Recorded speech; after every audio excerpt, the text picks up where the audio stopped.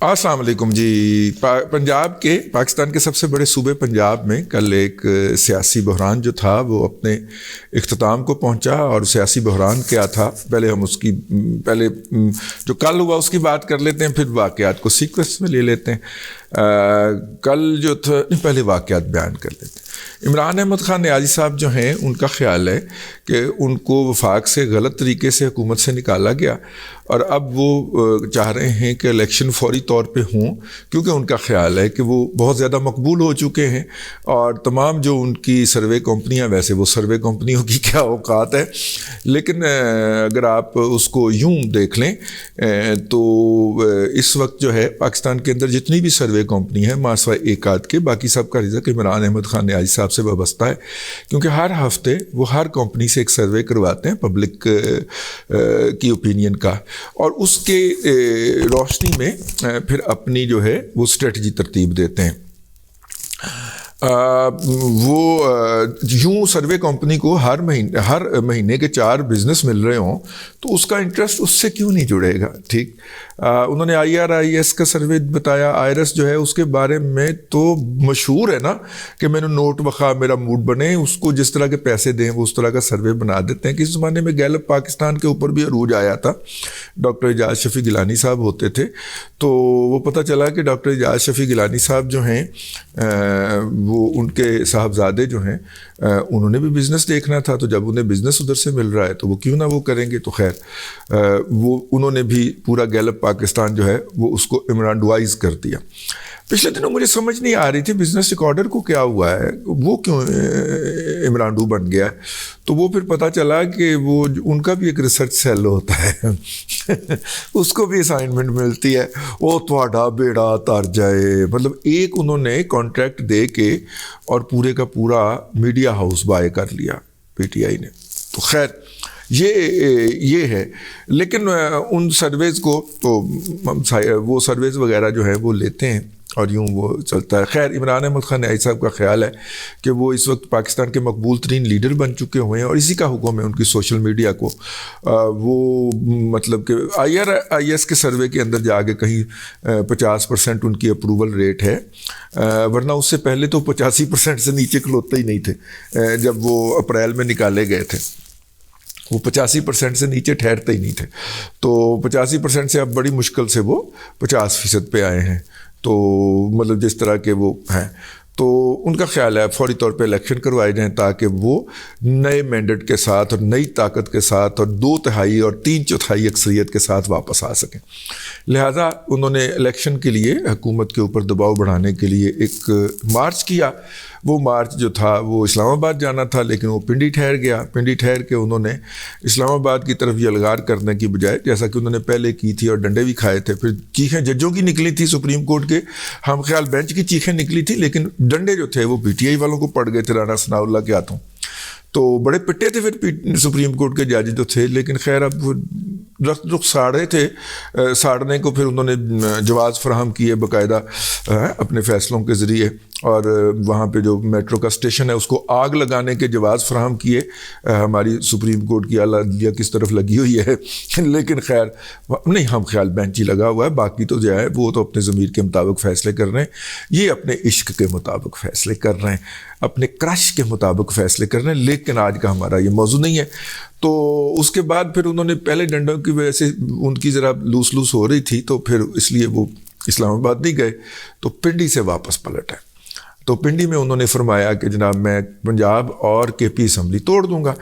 تو کسی نے KP اسمبلی توڑنے کے ان کے رائٹ کے اوپر اعتراض نہیں کیا, لیکن اپوزیشن نے کہا, جو کہ یہاں کی اپوزیشن اور وفاق کی حکومت ہے, انہوں نے کہا جناب آپ کی تو اکثریت ہی نہیں ہے, تو آپ کیسے اسمبلی توڑ دیں گے. تو خیر بڑی باتیں ادھر سے بھی کہ پرویز لائی راضی نہیں ہے تو فلانا اور ٹمکانا, تو یہ وہ سارا کچھ ہونے کے بعد پھر جناب گورنر کی طرف سے, جو کہ وفاق کا نمائندہ ہوتا ہے, صوبائی حکومت کو ایک نوٹس جاری کیا گیا.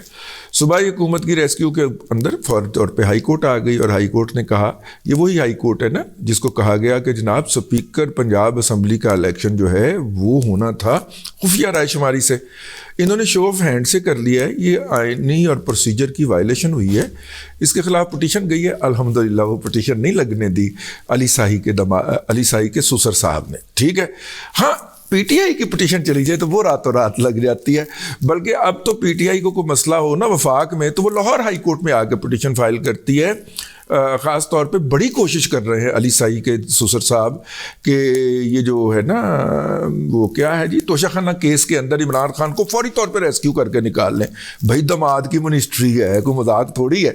تو وہ خیر علی سائی کے سسر صاحب نے فوری طور پہ جو تھا وہ ٹیک اپ کر لیا معاملہ اور سٹے کر دیا، مداخلت میں اتر آئے، مدافعت میں اتر آئے. ظاہر ہے آپ کہیں گے اگر وہ خود بینچ میں نہیں بیٹھے تو بینچ کانسٹیٹیوٹ تو انہوں نے نہیں کرنا سی نا. آؤ تو پھر ذمہ داری تو سمجھ گئے. تو وہ اس پہ اتر آئے. تو خیر انہوں نے وہ ٹائم دے دیا 13 دن کا، پھر 13 کے بعد 14واں دن دیا اور ساتھ میں کہا کہ اگر آپ اعتماد کا ووٹ لے لیں. ایک کی ڈیوٹی لگی ہوئی تھی ایک صاحب کی، انہوں نے کچھ ایسی آبزرویشن پاس کی کہ جی آپ اعتماد کا ووٹ لے لیں تو پھر آپ کا ہمارا کوئی مسئلہ نہیں. تو اعتماد کا ووٹ لے لیا انہوں نے.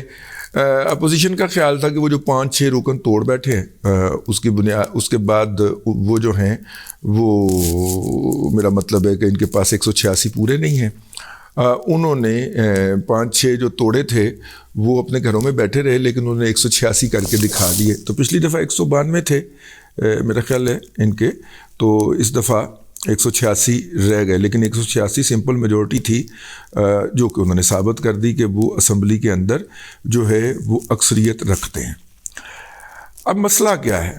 مسئلہ یہ ہے کہ جو پاکستان کی اسٹیبلشمنٹ ہے اس کا خیال ہے کہ اسمبلی اگر ٹوٹے گی تو اس کے نتیجے کے اندر باہر سے جو تھبنٹو آ رہے ہیں، یہ جو جیسے جنیوا سے آئے ہیں، یعنی بند ہو جائیں گے. وہ کہیں گے الیکشن تو بعد نئی حکومت کے ساتھ ڈیل کریں گے اور IMF جو ہے وہ بھی نہیں کرے گا آپ کے ساتھ ڈیل. اور یا پھر آپ کے ریزرو کے اندر $18 ارب ہونے چاہیے، یا پھر آپ کو IMF کے پروگرام میں ہونا چاہیے. ٹھیک ہے، دونوں میں سے کوئی ایک کام ہونا چاہیے. تو $18 ارب تو ہو نہیں رہے تو IMF کے پروگرام میں رہنا پھر مجبوری ہے اور IMF کو اس بات کا پتہ ہے. تو اگر یہ ہوگا تو وہ ہوگا اور وہ نہیں ہوگا تو یہ ہوگا، اس طرح کا معاملہ ہے. تو اس لیے اسمبلی نہ توڑی جائے. تو اسمبلی نہ توڑی جائے یہ کن کا مطالبہ ہے؟ جن کا بجٹ میں سب سے زیادہ حصہ ہے. ٹھیک ہے، تو انہوں نے کہا کہ جی اسمبلی تو نہیں توڑی جا سکتی. نون لیگ کو لگایا گیا آگے کہ لگو جی اگے. نون لیگ نے بڑکیں شڑکیں لگانا شروع کر دیں کہ جناب اسمبلی نہیں توڑیں گے، ان کے پاس تو اکثریت نہیں ہے. تو اکثریت تو بھائی جان انہوں نے ثابت کر دی. آپ اس کے اوپر جو مرضی کر لیں. پروسیجر کی وائلیشن کی ہے انہوں نے، لیکن پروسیجر کی وائلیشن تو پہلے بھی کی تھی. مسلم لیگ نون نے عدالت میں جا کے کہہ دیا ہمیں اعتماد ہے جناب، جو انہوں نے اعتماد کا ووٹ لے لیا ہے ہمیں اعتماد ہے.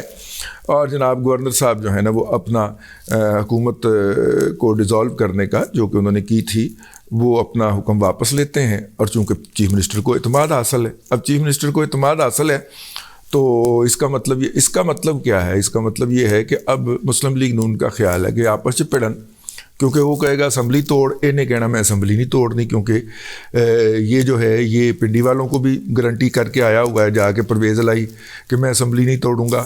اور ان کا خیال ہے کہ جو ادھر اس نے جو ناراض ارکان کو منایا ہے وہ بھی یہ کہہ کے منایا کہ میں اسمبلی نہیں توڑوں گا. تو اگر وہ اسمبلی نہیں توڑے گا تو اس کا مطلب ہے کہ PTI کے لیے اور عمران خان کے لیے کہ مسلسل تانا بن جائے گا نا، ہے نا. اور 2-3 بھی نہیں نگانے نا، جنوری آ گئی، مارچ، اپریل. ٹھیک ہے، 13 اپریل کے بعد تو اسمبلی توڑ بھی دیں گے تو الیکشن جو ہے پھر اکتوبر میں ہی جا کے ہوں گے. ٹھیک ہے، تو ایسی صورت کے اندر 2 مہینے نگانے، فروری اور مارچ. چلے فروری مارچ اپریل کر لیں، 3 مہینے نگانے ہیں، گزارنے ہیں نا. تو 3 مہینے جو ہیں وہ اس کھینچا تانی میں گزر سکتے ہیں. لیکن اس کھینچا تانی کے اندر جو ہے وہ اپنا علی سائی کے دماد ہی منہ سے نکلتا ہے، علی سائی کے سسر صاحب پھر ریسکیو کے لیے آ سکتے ہیں. اور ریسکیو یہ ہو کہ عدالت فیصلہ ہی نہ کرے، اگلے 3 ماہ تک ججمنٹ ہی جاری نہ کرے. اور عمران خان صاحب گالیاں کھانے کا تو شوق ہے نا اپنا، ہمارے ججوں کو بھی اور جرنیلوں کو بھی. اوئے کھوسے، اوئے فیصلہ کل، اور اگلے دن کھوسا صاحب فیصلہ دے دیا کرتے تھے. ٹھیک ہے نا. تو گالیاں دیتے رہے. علی سائی کے سسر کو بھی گالیاں 4-5 نکال دیں، منہ کو کتا بجا ہوا ہے، جنہوں مرضی گالاں کٹ دو.